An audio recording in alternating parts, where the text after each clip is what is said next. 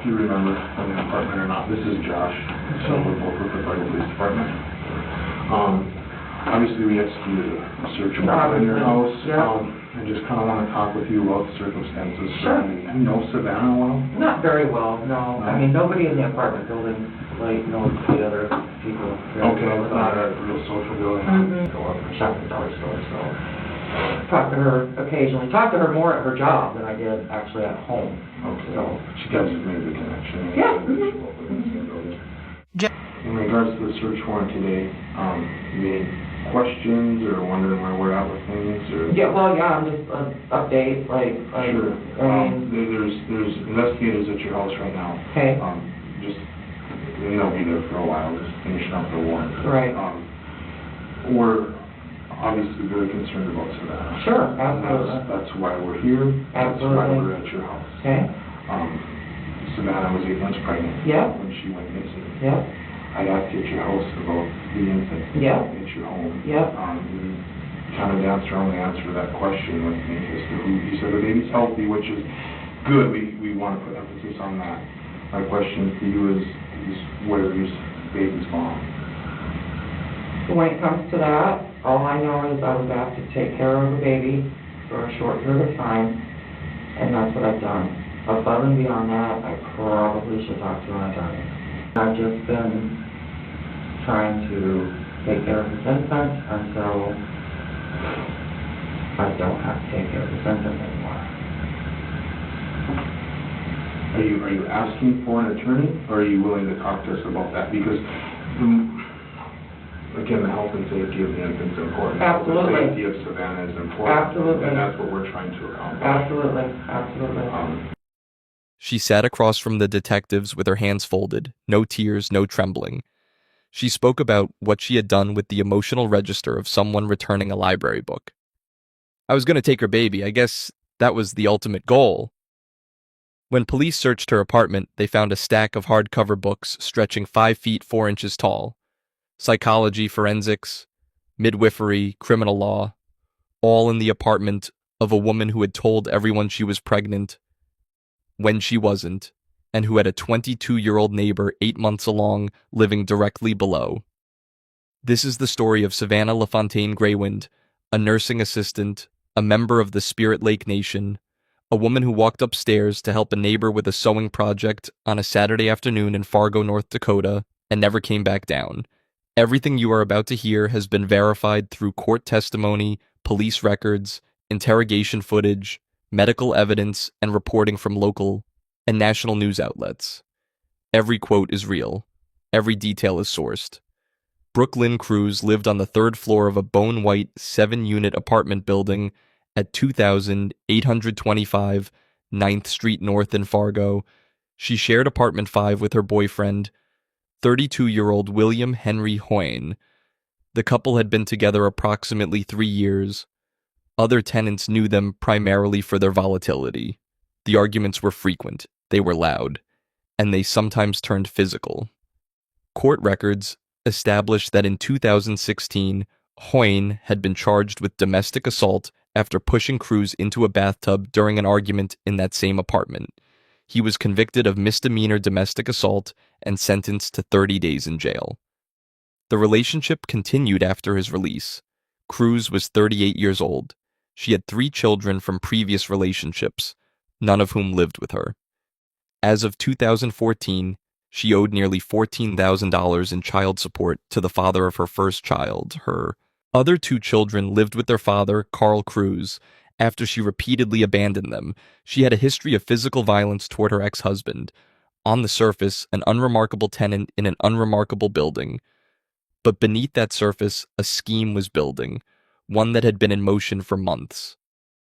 In January/February of 2017, Cruz told Hoehn she was pregnant. This was a lie. She fabricated the pregnancy because Hoehn had threatened to leave her. She bolstered the deception with old sonograms and pregnancy tests from a previous child. She played Hoehn a baby's heartbeat she found online. She calculated a due date in mid-August 2017, the date her fictional baby would arrive. But what investigators would later find in her apartment suggested this was more than a relationship lie. It was preparation. When police searched the apartment after Cruz's arrest, they cataloged a 5-foot 4-inch stack of hardcover reference texts: clinical psychology, criminal psychology, forensic psychology, legal psychology, midwifery. These were not casual reading, they were academic and professional texts found in the apartment of a woman with no formal background in any of these fields. The deception collapsed in early August 2017. During another argument, Hoehn confronted Cruz directly. He told her he knew she wasn't pregnant. The pretense shattered. But what came next was not relief or shame. According to Cruz, Hoehn had already told people she was pregnant. The lie had spread beyond the apartment. And now, Cruz later testified, she felt an ultimatum, spoken or implied, to produce a baby. Whether Hoehn explicitly demanded this, or whether Cruz was constructing a narrative to share blame, would become the central dispute of the legal proceedings. What is not in dispute is what happened next. Cruz turned her attention to the young woman who lived in the basement apartment directly below. A young woman who was visibly, undeniably 8 months pregnant, and who had no idea that the woman living above her had been studying how to take exactly what she wanted. Savannah Marie LaFontaine Graywind was 22 years old. She was a member of the Spirit Lake Nation of North Dakota, one of the state's 5 federally recognized tribal nations. Her Dakota name was Where Thunder Finds Her. She was born on August 9, 1995. Savannah worked as a nursing assistant. She was good at her job and had ambitions of becoming a fully qualified nurse, specializing in elder care. She lived with her parents, Norberta and Joe Graywind, and her siblings in a basement apartment in the building on 9th Street North. The apartment was small, but it was home, and the family was close. She had been with her boyfriend, Ashton Matheny, for nearly 7 years. They were expecting their first child together, a baby girl. Savannah was 8 months pregnant and deep into the anticipation that comes with preparing for a first child. She had been working on a nursery.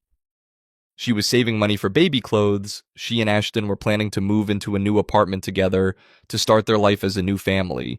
They had already chosen the name, Hazley Joe. Her family described her as loving, responsible, and excited about the future. She was not someone who disappeared without warning. She answered her phone. She came home when she said she would. She kept her word.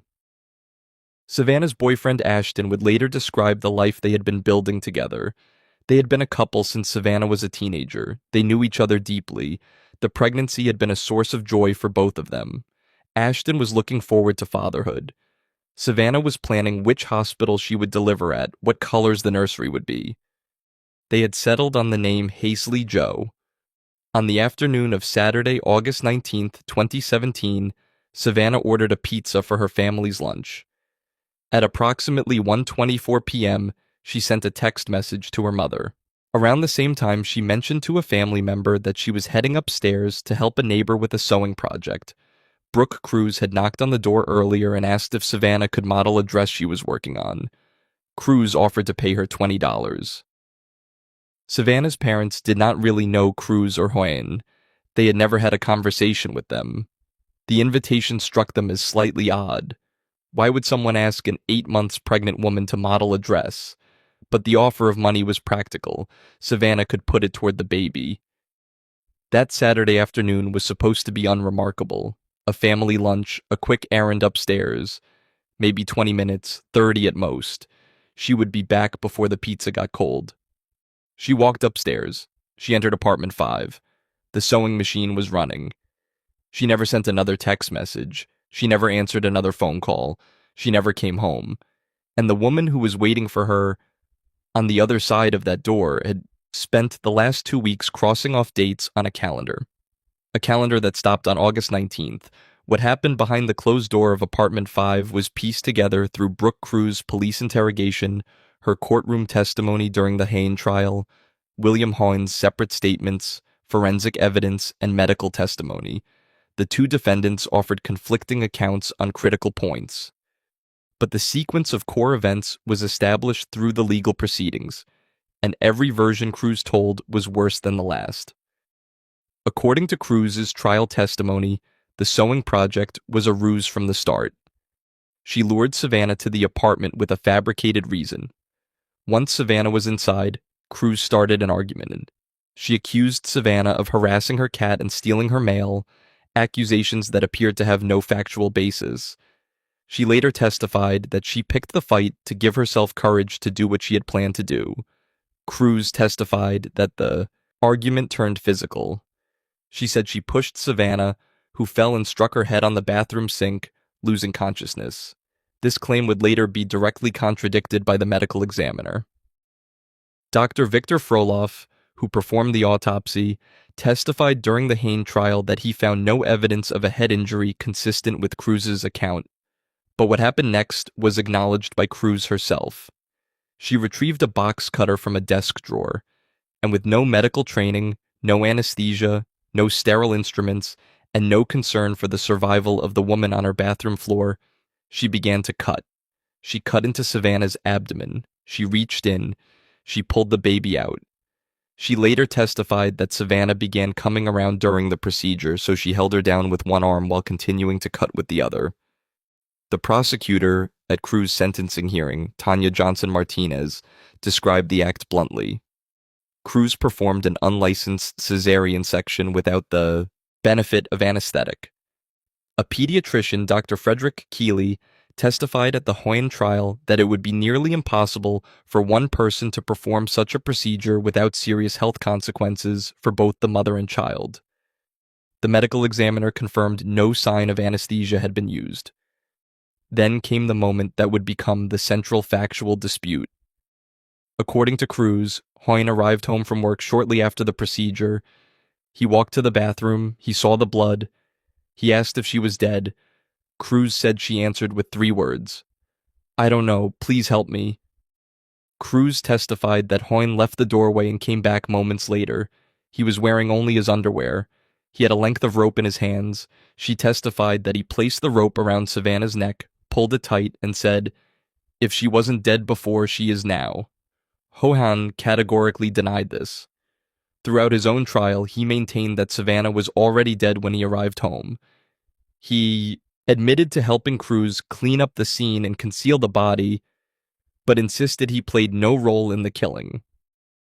The jury would ultimately side with his version, acquitting him of conspiracy to commit murder on September 28, 2018, but the medical evidence left the question permanently open.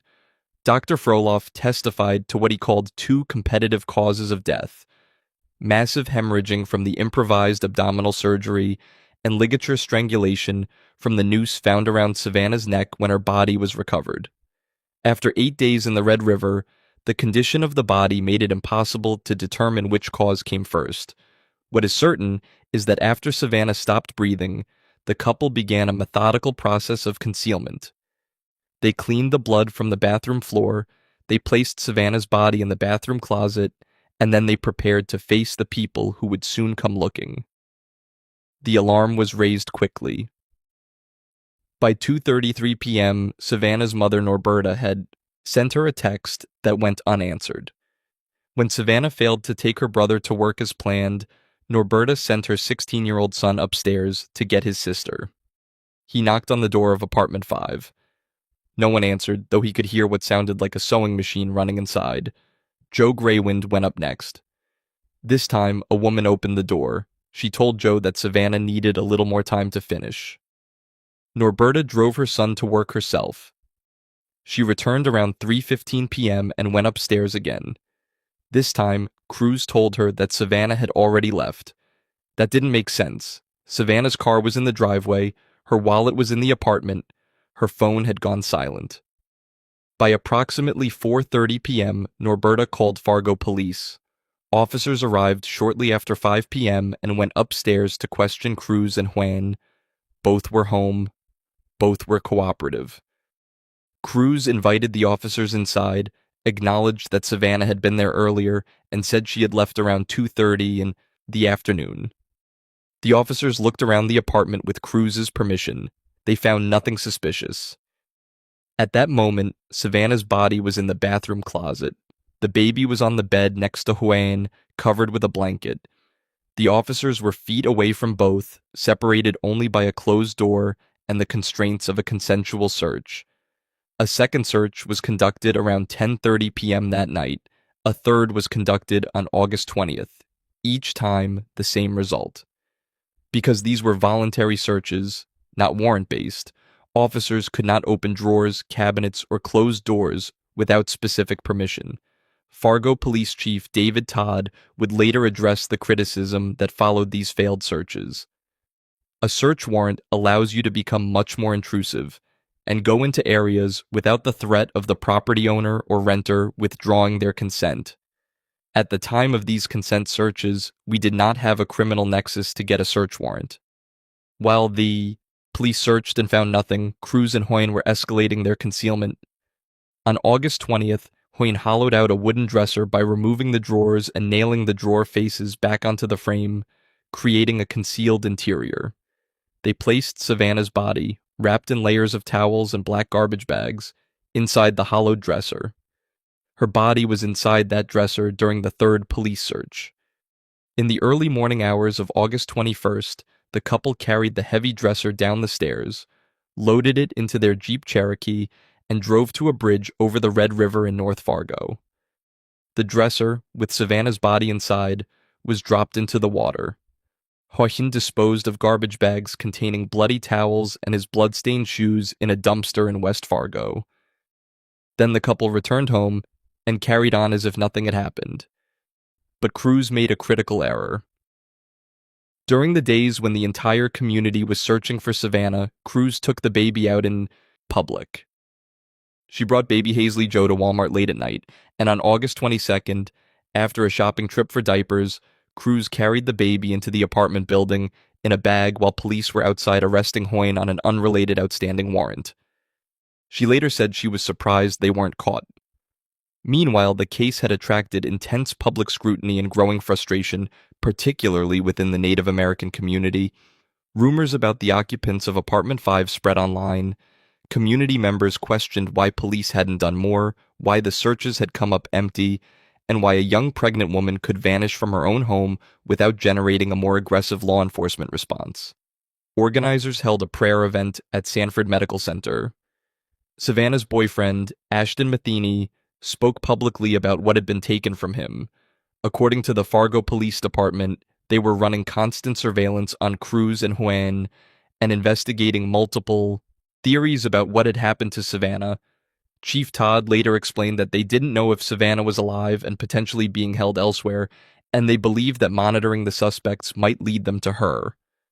But when the evidence pointed clearly to a baby being born, the department pivoted to securing the child's safety above all else. The walls were closing in. And on August 23rd, they finally broke. The community response to Savannah's disappearance was massive. An estimated 400 people participated in organized searches across the Fargo-Moorhead area. Grassroots organizers canvassed forested areas, parks, fields, and the banks of the Red River. Prayer vigils were held at Sanford Medical Center. A $7,000 reward was offered. Norberta Graywind pleaded publicly with anyone who might know something. More needs to be done. I begged them from the beginning, from the minute I called them. I pleaded with them, there's something wrong. You've got to do this now. The Fargo Police Department had nearly its entire investigative unit assigned to the case. Special placenta-sniffing canine units were brought in from Minneapolis. 35 locations with connections to the suspects were searched. The FBI provided technical assistance. Aerial searches were conducted. The Red River was searched multiple times. But the breakthrough came not from forensic technology or canine units. It came from a coworker's casual observation. On August 23rd, someone at Hoehn's workplace told police that Hoehn had been talking about having a new baby at home. That single piece of information, combined with the Walmart surveillance footage showing Cruz purchasing diapers, gave investigators the connection they needed to obtain a search warrant. On August 24th, at approximately 2 p.m., Fargo police executed a search warrant at Apartment 5. This was different from the 3 previous searches. There were no limitations, no deference to consent. Every door could be opened.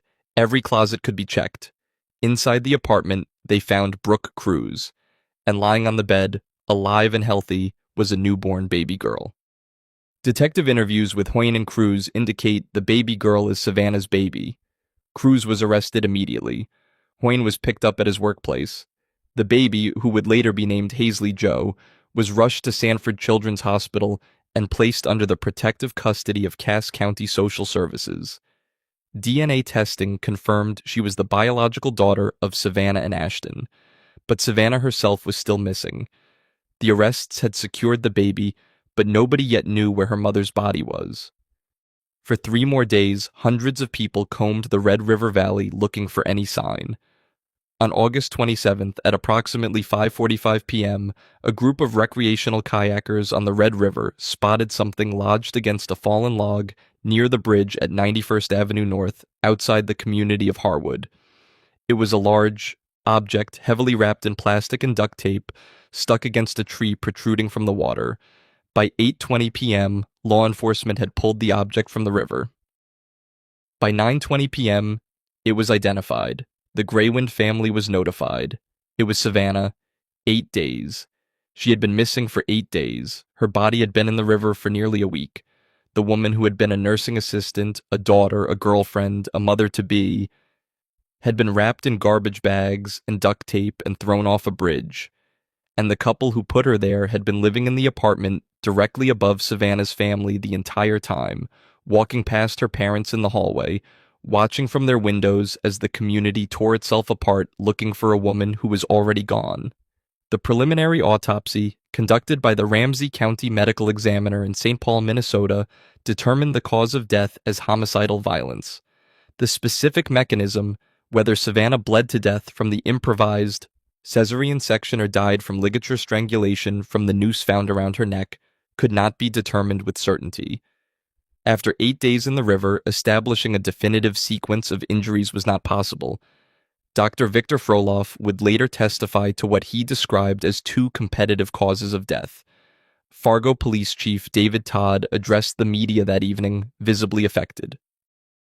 Savannah was the victim of a cruel and vicious act of depravity. The interrogation footage of Brooke Cruz, obtained by Oxygen and later played for jurors during the 4th day of William Hoehn's trial, is remarkable not for its drama but for its absence of it. Suspects in interrogation rooms often cry, shout, protest, pace, fidget, or shut down entirely. Cruz did none of these things.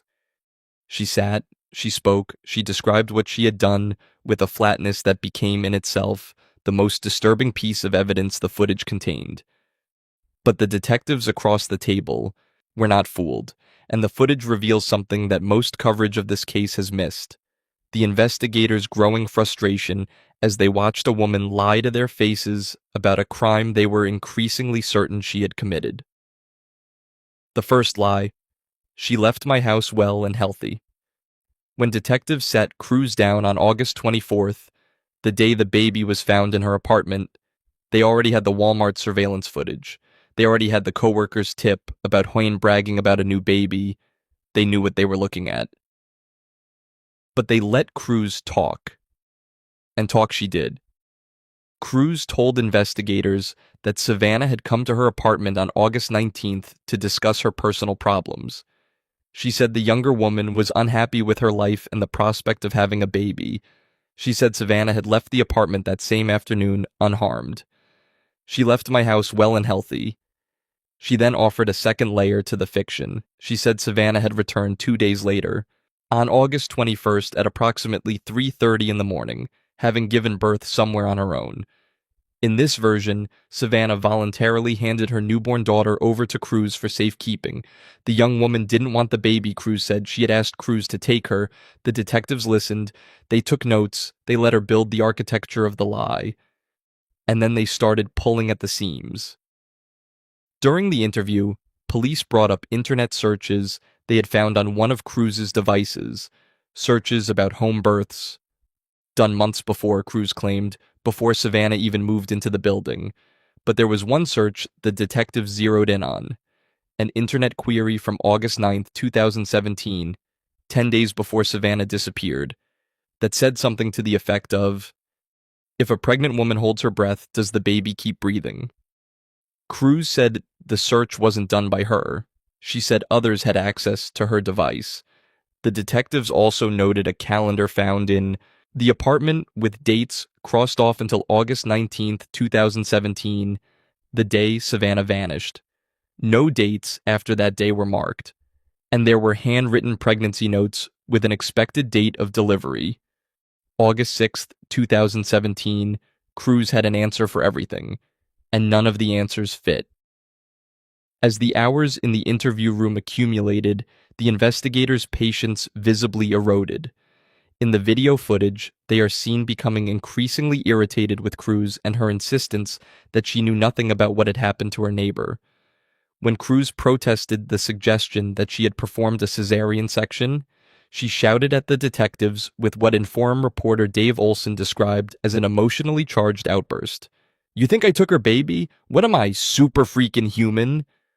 The performance was brazen. She was sitting in a police station after being found with a missing woman's newborn baby in her apartment, and she was expressing indignation at the suggestion that she had taken it. When she sensed the investigators weren't buying her story, she offered a softer version of events, not a confession, but a carefully worded concession.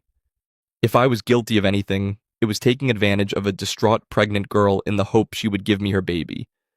Notice what she's doing. Even in the middle of lying about the central facts of the case, she's calibrating. She's reading the room and adjusting. If the full fiction won't hold, she'll give them a fragment of truth wrapped in a more sympathetic framing. She wasn't a killer. She was a woman who took advantage of a bad situation. She was improvising a defense in real time. One investigator finally broke. He dropped the measured tone that police are trained to maintain and shouted back at Cruz, "They're going to find her blood in your goddamn apartment." That was the moment Cruz shut down. After hours of sitting in the interview room, maintaining her fiction, deflecting every piece of evidence, the detectives put in front of her, she said 2 words that told investigators everything they needed to know about the woman they were dealing with. "Now I need a lawyer because I don't know what's going on." The interview ended moments later. Prosecutor Tanya Johnson-Martinez later spoke to Fargo Police Detective Joshua Luz, who was on the witness stand, noting that Cruz's lack of honesty during the interview would ultimately be revealed. "She is now a convicted murderer," Martinez said. "Yes," Luz replied.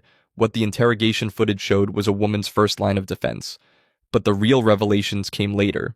First during Cruz's guilty plea on December 11th, 2017, and then during her testimony at the Hoehn trial in September 2018. When the lies finally ran out, the truth she offered was worse than anything the detectives had imagined. Cruz testified that the fake pregnancy began in early 2017. She told Hoehn she was expecting a child. She used old sonograms from a previous pregnancy to make it convincing. She played him a baby's heartbeat she found online, and then something happened that she described with clinical precision, a transformation she narrated as though it had happened to someone else. It must have been one of those situations where you believe it, you want it so bad that I don't know, my body started responding like I was pregnant. I was measuring myself. I was listening to a baby's heartbeat. She also admitted to herself that this was insane behavior. Her word, not the investigators. The self-awareness is critical. She wasn't claiming she lost touch with reality.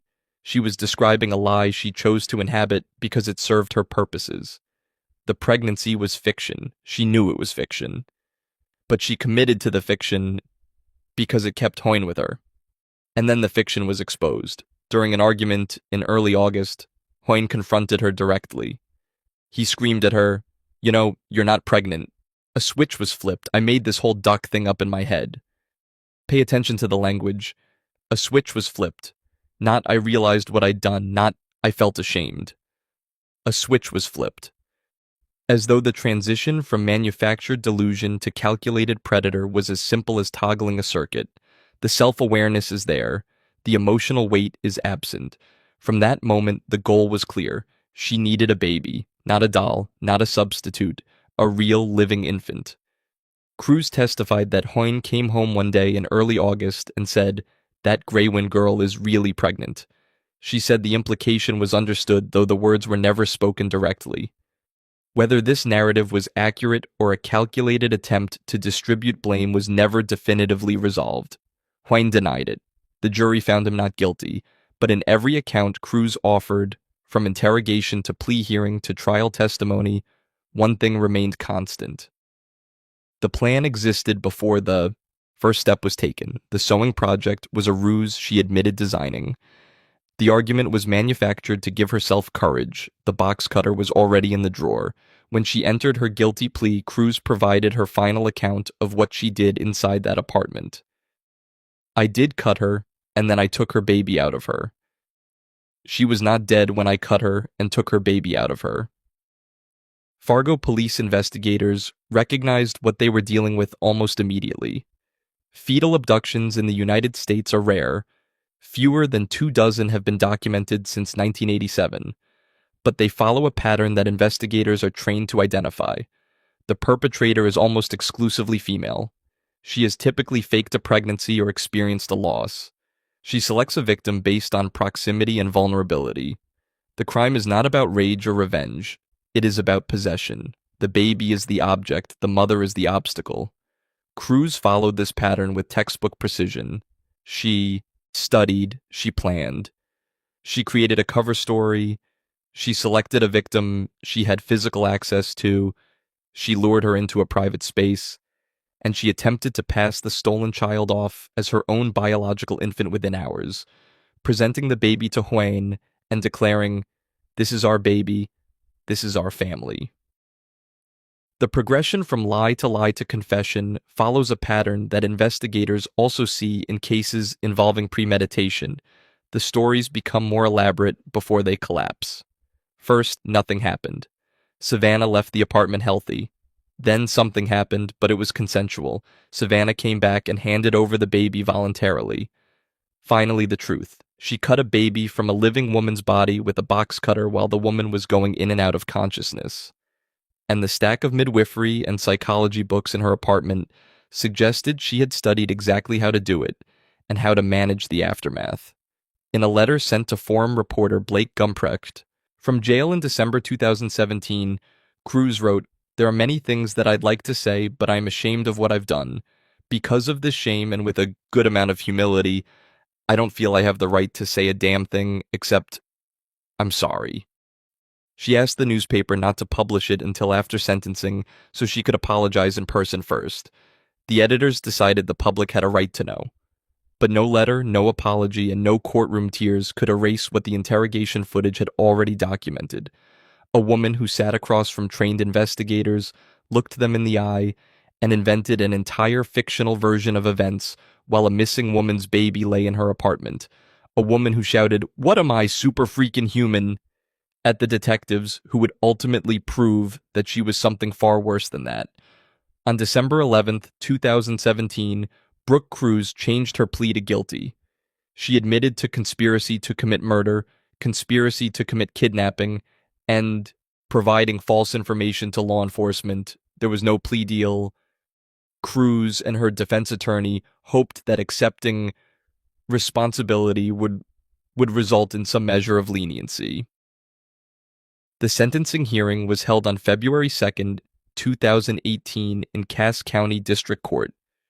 For the first time, the public heard the full account of how Savannah LaFontaine Graywin died. Prosecutor Tanya Johnson Martinez described the non-medical cesarean section performed without anesthesia. She revealed that Cruz had been brazen enough to take the stolen baby to Walmart while the entire community was searching for Savannah. Savannah's mother delivered a victim impact statement that reduced the courtroom to silence. "I get so upset and angry and can't understand how or why these people could have taken my girl from me, from us. The pain of losing a child is like no other pain. I now know that pain. My heart is literally broken." Norberta also spoke about the inadequacy of any sentence. "I don't feel there is any court sentence that would ever be strong enough." Ashton Matheny sat in the courtroom holding his infant daughter while the details of her birth were read aloud.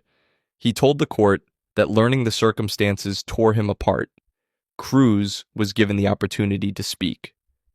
She cried. It was one of the very few moments in the public record where she displayed visible emotion. I am guilty and I deserve every year I get.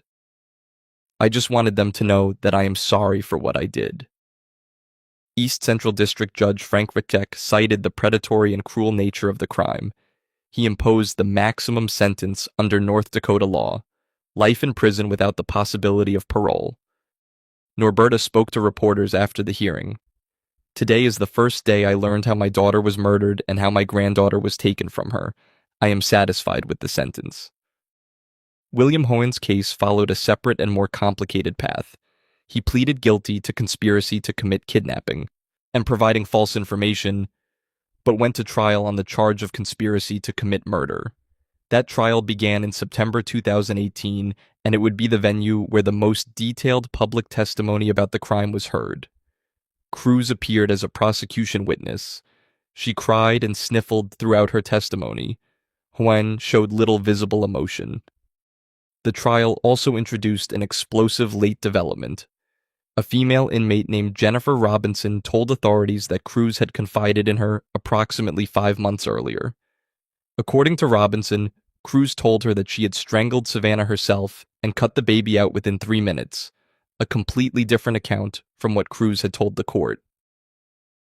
Robinson also claimed Cruz believed the baby may have been fathered by Hoehn. Cruz emphatically denied all of Robinson's claims, calling them a base falsehood. Prosecutors noted that Robinson had multiple convictions for providing false information. On September 28, 2018, the jury acquitted Hoehn of conspiracy to commit murder. The verdict hinged on whether the prosecution had proven beyond a reasonable doubt that Hoehn knew in advance about the plan. The jury concluded it had not. Hoehn was initially sentenced to life in prison for the kidnapping conspiracy. However, the North Dakota Supreme Court later overturned the sentence, ruling that the judge had improperly classified Hoehn as a dangerous offender. In 2019, he was resentenced to 20 years. At the resentencing, Norberta's response was immediate. I don't think this man should ever walk free. Hazley Joe survived. She was born under unimaginable circumstances, taken from her mother's body without medical intervention, without her mother's consent, and yet she was found alive and healthy. DNA testing confirmed she was the daughter of Savannah and Ashton. Ashton Matheny was granted legal custody. He has raised Hazley Joe since infancy. In the year following Savannah's death, he spoke about the experience of watching his daughter grow.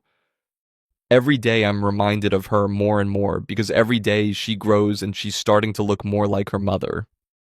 Savannah's murder became much more than a criminal case.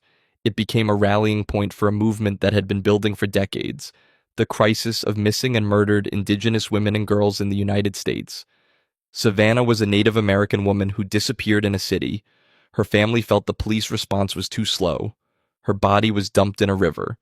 The same red river where, years earlier, a 15-year-old Indigenous girl named Tina Fontaine had been found wrapped in a duvet cover, weighted down with rocks.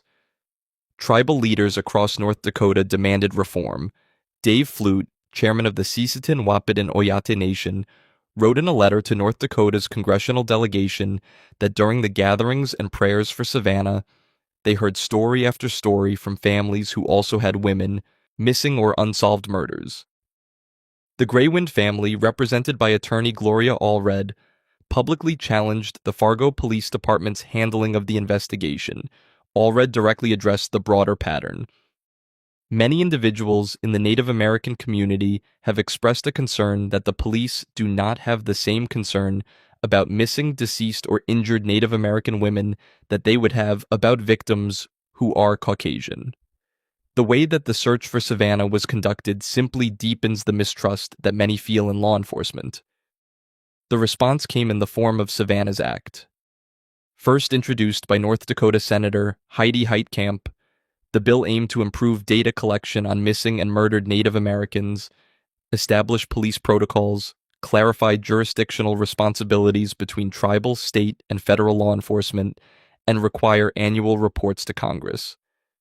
The bill had a rocky legislative path. It passed the Senate in 2018, but was blocked in the House. It was reintroduced in 2019, revised to include non-reservation communities, and ultimately passed both chambers.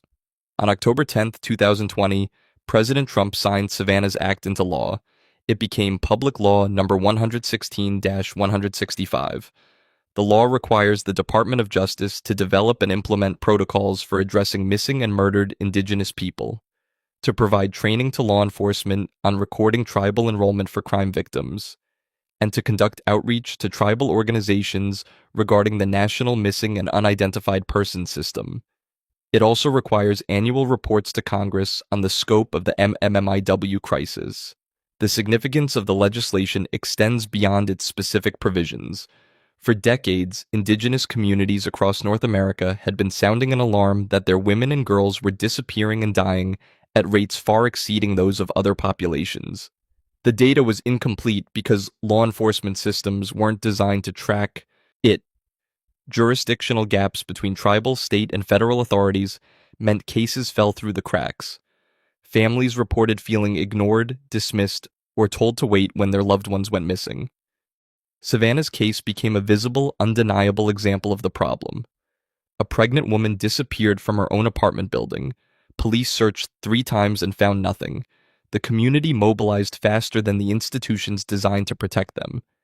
And when the truth was revealed, it exposed not just a crime committed by one woman against another, but a system that was not built to see this particular kind of victim. Former North Dakota legislator Ruth Buffalo, a member of the 3 affiliated tribes, was galvanized by Savannah's death. She helped push Savannah's Act through Congress. The passage of the law was not the end of the conversation. It was the beginning of a framework that Indigenous communities hope will eventually close the gaps that allowed cases like Savannah's to be handled the way they were. On August 9th, 2024, what would have been Savannah's 29th birthday, the mayor of Fargo officially proclaimed August 9th as Savannah Greywind Day. Savannah's case has since been the subject of multiple documentaries. In 2021, HLN's Lies, Crimes, and Video aired Nightmare in Fargo. In 2024, ABC News Studios produced Me Hereafter, a 4-part Hulu docuseries that opened with Savannah's story in an episode titled First She Stole My Baby, featuring interviews with family members, investigators, and never-before-seen footage. Savannah LaFontaine Greywind was born on August 9, 1995. She died on August 19, 2017. She was 22 years old. She was a nursing assistant with plans to become a nurse. She was in love. She was 8 months pregnant. She was preparing a nursery. She was building a life. She walked upstairs to help a neighbor. She thought she would be gone for 20 minutes, maybe 30. She had pizza waiting for her family downstairs. She had a baby due in weeks. She had everything in front of her. And a woman who had spent months studying how to take exactly what she wanted was waiting behind the door. Brooke Lynn Cruz is serving life without parole at the Dakota Women's Correctional and Rehabilitation Center in New England, North Dakota. Her estimated release date is January 1st, 2100. William Hoehn is serving 20 years. Hazley Joe is alive.